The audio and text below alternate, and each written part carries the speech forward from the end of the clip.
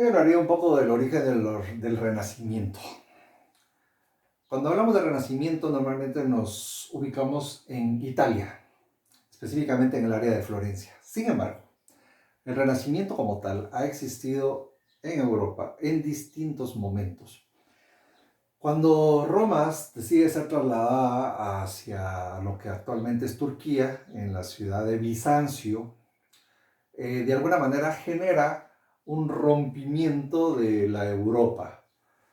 Por lo tanto, pues el Renacimiento como tal se empezó a dar en distintas etapas. Siempre querían regresar a lo que había sido ese imperio romano bajo las ideas griegas. Y quien empieza a analizar el Renacimiento fue precisamente Jules Michelet. Él es un francés que empezó a hacer la historia de Francia en 1858, mediados del siglo XIX, y habla del Renacimiento italiano. Jacob Burckhardt es otro personaje que habla del Renacimiento y lo acuña también en el año 1860 cuando habla de la historia de Italia. Y Giorgio Vasari ya había trabajado el concepto del Renacimiento en el año 1550, cuando él habló sobre todos los artistas que se habían dado en esa época. Incluso, como se da un nuevo auge de todo el pensamiento grecolatino, entonces lo importante en esa época era el pensamiento grecolatino, que estaba fundamentado en los conceptos de verdad, belleza y perfección. Eso implicaba que la Roma, la antigüedad, era muy importante y ahora este nuevo movimiento era la otra parte importante, quedando intermedio esa etapa oscura a la cual, como no pertenecía a ninguna de esas edades, estaba en medio de esas dos edades, de esas dos épocas de la antigüedad y lo que se estaba viendo en ese momento. Entonces Giorgio Vasari acuña el concepto de Edad Media. Esto realmente es como lo que siempre se ve en la mayoría de libros.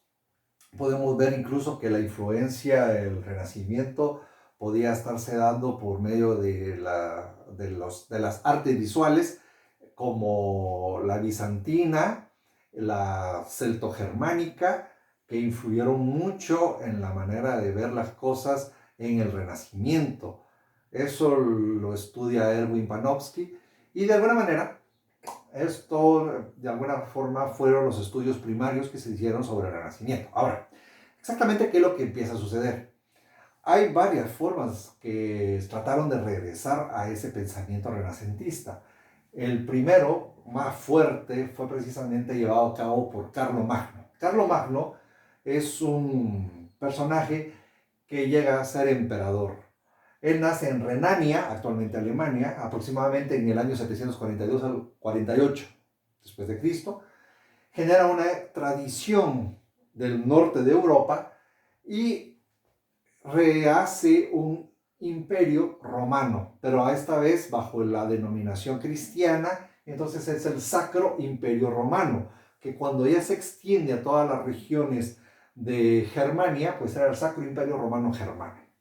¿Cuál era la idea principal de Carlomagno? La idea principal era la Renovatio Imperii Romano, o sea, la renovación del Imperio Romano. Él fue coronado en el año 800 para el día de Navidad por el Papa León III. Él tiene unos pensamientos muy revolucionarios para su época. Estamos en el siglo IX, principios del siglo IX. Establece una escuela en un lugar llamado Aquisgrán, y la escuela de Aquisgrán, que era la escuela Palacio, trata de llamar a los mejores eruditos de las Islas Británicas, los eruditos lombardos, y de alguna manera establece las 7 artes liberales. Estas 7 artes liberales eran la aritmética, la geometría, la astronomía, música, retórica, gramática y lógica. Trataba de llamar a los más eruditos para enseñar. Y lo interesante de Carlomagno, que él, además de haber sido emperador, él sabía latín y trató de que la Biblia se hiciera toda en latín. Recordemos que la Biblia no fue hecha en latín originalmente, entonces él la reúne para una sola lengua. Él hablaba latín, hablaba griego, le gustaba dar clases y encima pues era emperador. Era un personaje muy peculiar. Cuando se habla del concepto carolino o carolina, en algunas universidades se les da ese epíteto de Carolina, es precisamente de la idea de Carlomagno, de la instrucción de la escuela de Aquisgrán. Incluso instituye una letra que todavía se puede buscar. La letra es la letra carolina, que fue utilizada en el Renacimiento a manera de regresar a esta forma de pensamiento que Carlomagno quería trascender para que el Renacimiento ocurriera en este momento. En realidad, estaba todavía muy lejos de lo que era regresar al humanismo y a darle mucha importancia al ser humano. Pero, por ejemplo, aquí se puede observar obras de arte en la época de Carlomagno donde ya aparece el ser humano, se regresa a la belleza del ser humano como tal, el concepto de la divinidad no era tal, las proporciones humanas eran reales, se trataba de darle profundidad, peso, volumen al ser humano, algo que anteriormente se había perdido. Entonces, aquí tenemos un origen del Renacimiento en pleno siglo IX.